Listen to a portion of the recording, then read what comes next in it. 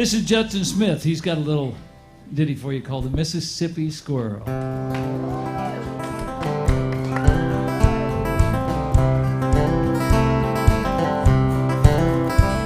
Well, when I was a kid, I'd take a trip every summer down to Mississippi to visit my granny and her antebellum world. I'd run barefooted all day long, climbing trees, free as song, and one day I happened to catch myself a squirrel.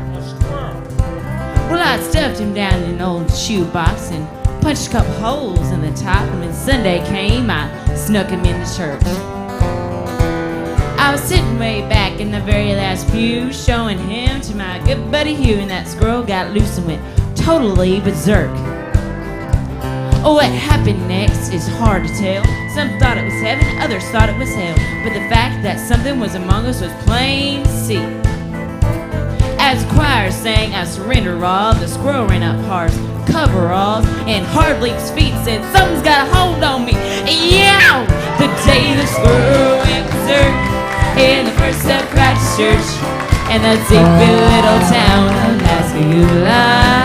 It was a fight for survival that broke out in revival. They were jumping pews and shouting hallelujah. Well, Harv hit the aisles, danced and screamed. Some thought he had religion, others thought he had a demon, and Harv thought he had a weed eater loose in his furry limbs. He fell to his knees to plead and beg, and the squirrel ran out of his breeches leg unobserved to the other side of the room. All the way down to the amen pew where sat Sister Bertha, better than you, who'd been watching all the commotion with sadistic glee.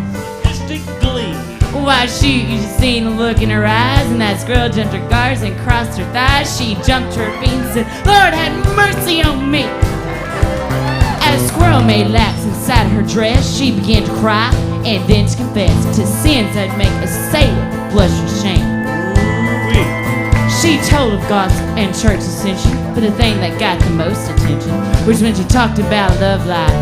And then she started naming names. The day the squirrel went berserk in the first Baptist church and that sleepy little town of Pascagoula.